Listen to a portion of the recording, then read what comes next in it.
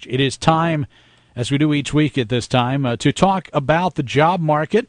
Joining us are our friends from R.L. Stevens and Associates, members of the 980 WCAP Expert Network.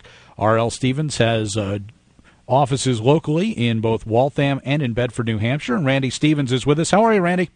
Well, good afternoon. And I like that driving music. It sets the tone for excitement in the new year. Well, that's what it's all about, right? We got to get excited about this. Well, I think attitude does lead the way, right?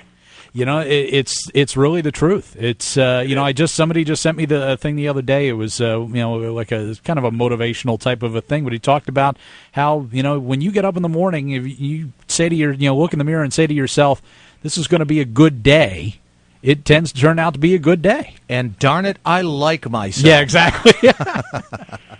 We all like you. I mean, Yeah, I think at the beginning of the year there's a lot of reading I've done over the years that indicates what you really expect during the year, and your attitude at the beginning of the year is critical toward the formation of your reality in that year. And I know we all don't understand all of those things, but your mind tends to attract what you dwell on, and hopefully success and new goals and a better career, or, as we did this morning, employment if you're unemployed, or perhaps on shaky ground, self-employed, trying to get back to employment. It's a good time to have a good attitude and expectation that you'll do well. Hey, that's great. That means I'm going to be the starting guard for the Celtics next year. Maybe the three of us should be the forward. Yeah. But you make a good point, Randy, and of course, as part of that, you have to base it on reality and practicality as well, as much as I may like to. That ain't going to happen, but there are plenty of other things that you can plan on and work towards, and you're right, attitude has to do with everything. Well, everybody successful seems to, in their writing of things, indicate that that's one of the most important linchpins, and I think when we see a little light sometimes in the tunnel, so that's the idea on these shows where we can perhaps give a few little tidbits about things. If it's okay, I just want to touch on unemployed people, and also I figured people who perhaps are self-employed on any level that are not doing well and might even be forced now to make a move back to employee status. And I think those are two of really important areas for folks who are making very little, or just collecting unemployment, or have been trying hard to get a career position and haven't been able to. No question about it, and there's a lot of folks out there who are dealing with that. We're still hovering around that 10% unemployment mark. So I know it's an ugly figure. There's a lot of people who are probably just throwing their hands up at this point. They don't know what to do. Well, the first quarter does provide, first third of the year, the most hiring every year. That's just fact. So on a negative note, the longer you're out there, the more people wonder, why isn't anybody hired that person? On a positive note, employers are looking to capitalize on excess talent in the marketplace. That's also, they need to make moves. They can't afford to stand pat. So what do you do? Well, if you're using traditional methods and you're going through the postings and you're responding to ads, or even going through placement, which has such a hard time during a recession, companies just don't have the desire or ability to pay money for talent when there's so much out there, except for very key positions. And naturally there, the blue-chip person gets the nod, right? Sure. The really, really high-ticket person. So we subscribe as professionals to this term, problem or solution provider. That's the term. And it's insightful. You interview people, even coming to our firm, and you realize soon that most of them don't even really know what my product and service does, and I lose a lot of interest in that potential candidate. I feel it. So I remuster my own attitude, if you follow, in interviewing the person, because sometimes the best talent, might not be the most aware, and you have to be clever enough to look for good talent. But we really know that by coming with solutions and understanding and needs, and know the competition, the industry, the company's goals, and not just reading a website once and or even mentioning it, which is probably worse. So, really coming armed with knowledge about how to help them is the best way to offset the hard job search and to make yourself more employable. Randy Stevens is with us from R.L. Stevens and Associates, members of the 980 WCAP Expert Network. And, does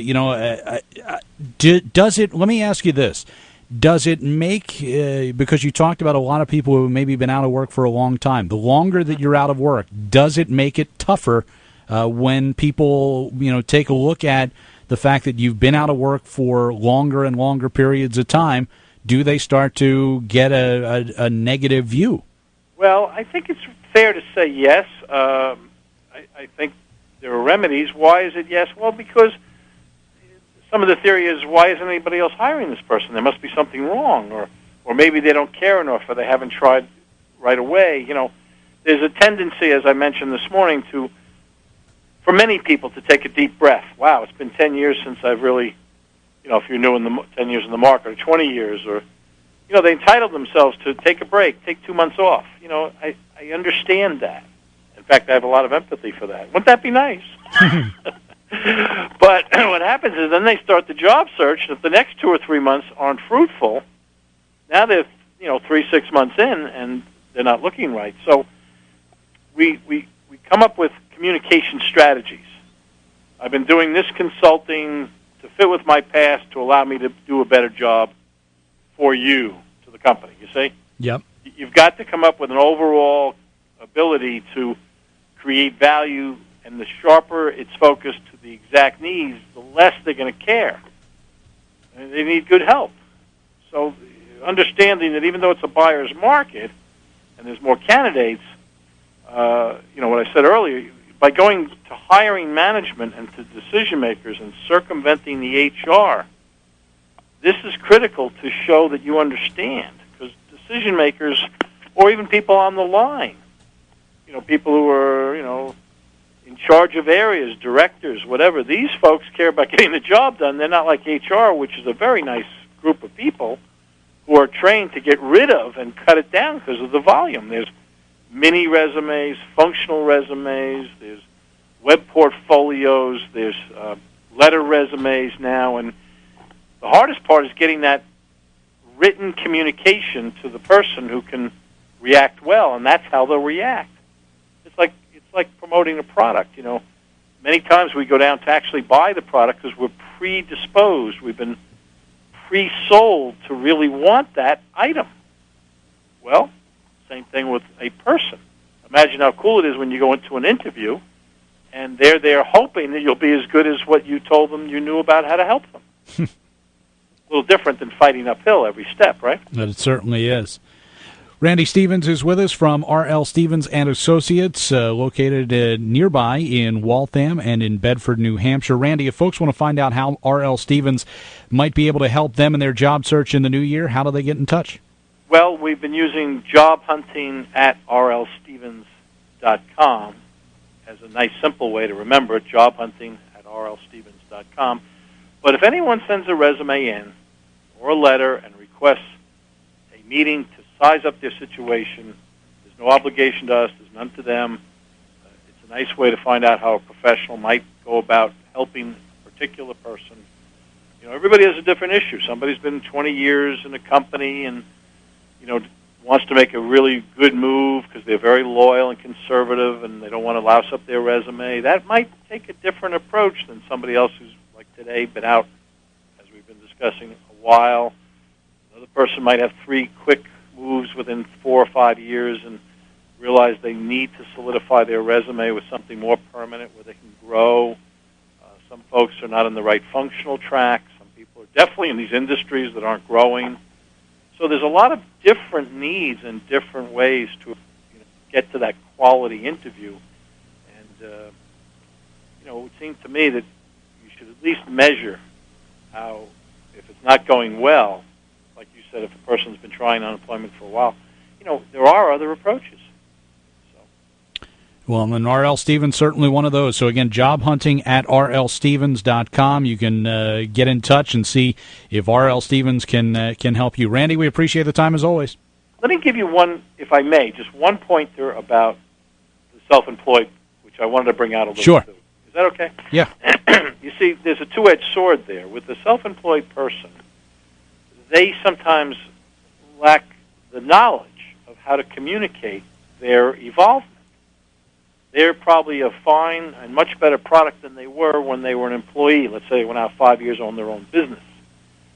So it's a marketing issue, because if they, are looked at improperly, gee, has this person, lady or gal, man, woman, are they up with the technology? Are they a rebel? Can they listen to other people? Are they going to take direction? Will they steal my issues or product or open up against me? But on the other side, they can make great number 2, number 3, number 4 people in a company. And that's sort of on the compliment side, a good position, because a lot of people are looking for very independent-minded people. So it's more the shaping of the imagery and the branding, and really meshing the old work with the insights of ownership that are relevant to that exact job title. And that's, more of a marketing effort.